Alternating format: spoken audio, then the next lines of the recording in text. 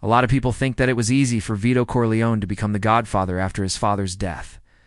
However, things were far from easy, because he had to deal with several enemies, and he also had to make sure that the other families didn't get any ideas about attacking him and taking over the Corleone family business. He made it very clear that he would not accept being disrespected, and that anyone who went against him would be dealt with. But there is one thing that Vito never expected. Vito had a son when he was just 17 years old, but gave that child up for adoption. Vito was actually married to Carmela, but that doesn't mean that he was faithful to her. In fact, he actually had a brief affair with another woman named Lucy Mancini, which resulted in a baby boy named Michael.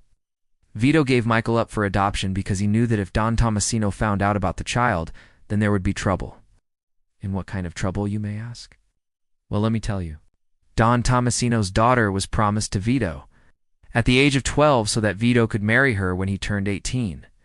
This was an important alliance between the two families, so Vito couldn't risk it all by having a secret son who wasn't even his blood.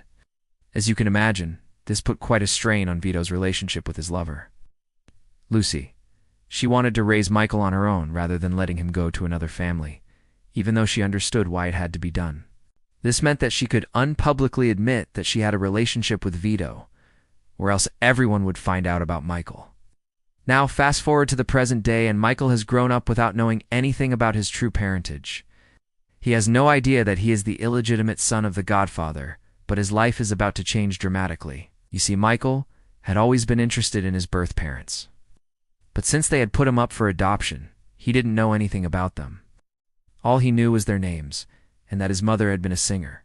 He had tried everything to find them, but without success, until one day, when he was going through some old boxes in the attic. He found a letter addressed to his adoptive parents from someone named Vito Corleone. Michael immediately became suspicious and decided to investigate further. He tracked down Vito Corleone and discovered the truth about his biological father.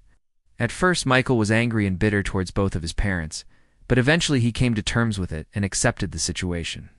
Then something happened that changed everything. Michael accidentally killed a member of a rival crime family while defending himself against an attack. When Vito found out about this, he immediately called a family meeting to discuss what should be done with Michael. On one hand, he was proud of his son for standing up for himself, but on the other hand, he knew that this could cause serious problems for the family. After much deliberation, Vito decided to send Michael away to protect him from the consequences of his actions. He arranged for Michael to be smuggled out of the country and into hiding. However, this was not an easy task, as the rival families were determined to find Michael and bring him to justice. Vito had to use all of his power and influence to keep his son safe and ensure that he got away with murder. He bribed police officers, intimidated witnesses, and even resorted to killing a few people who got too close to the case. In the end, Vito's efforts paid off, and Michael was able to escape justice. But now he is living in fear of being caught and brought back to face the music.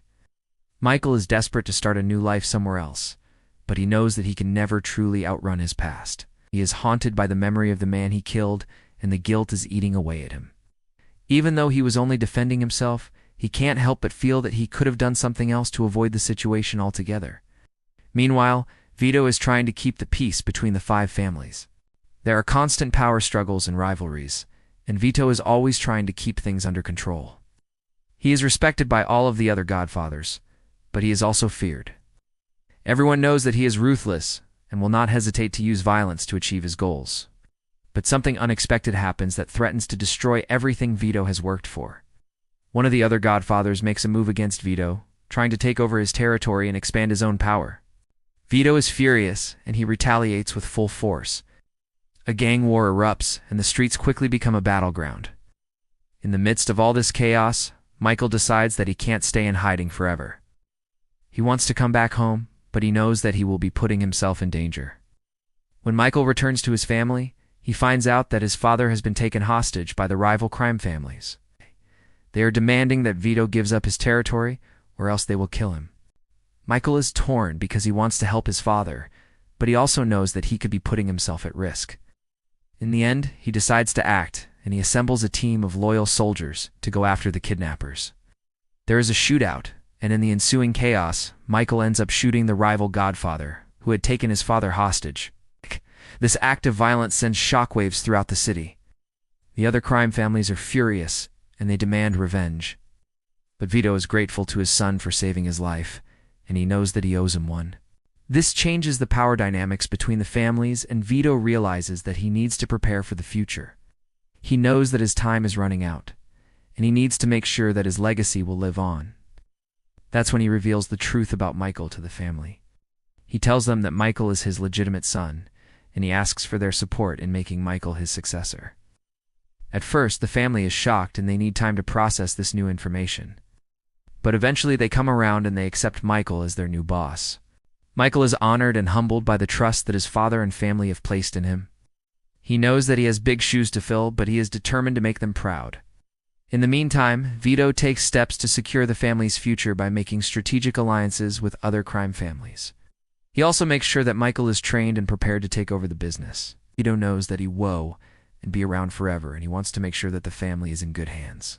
As time goes on, Vito's health begins to deteriorate, and he knows that his mortal enemies are closing in. He has lived a long and violent life, and he is ready to face his fate. In the end, Vito passes away peacefully, surrounded by his family, knowing that they are in good hands. Michael is now the new boss of the Corleone family, and he is determined to carry on his father's legacy. He faces challenges and threats from rival families, but he is up to the task. Michael is a smart and cunning leader, and he is able to maintain control and power. Under his leadership, the Corleone family continues to thrive and expand its criminal empire.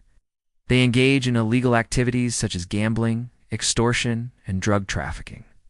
And they use violence and intimidation to maintain their dominance.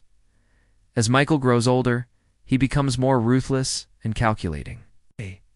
He is willing to do whatever it takes to protect his family and their interests, even if it means resorting to extreme measures. He becomes feared and respected by his rivals, and he is able to maintain a fragile peace among the 5 families.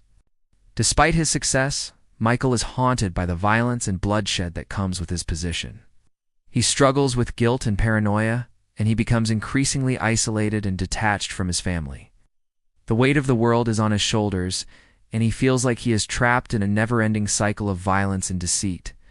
Throughout the series, we see how power corrupts those who seek it, and how it can destroy families and communities. It also explores themes of loyalty, betrayal, and redemption, as well as the complexities of good and evil. What do you think? Did Michael make the right choice by returning home? How do you think he will handle the pressure of being the new boss? Let us know your thoughts in the comments below. If you enjoyed the video, please like it and subscribe to our channel for more Mafia content. Thanks for watching.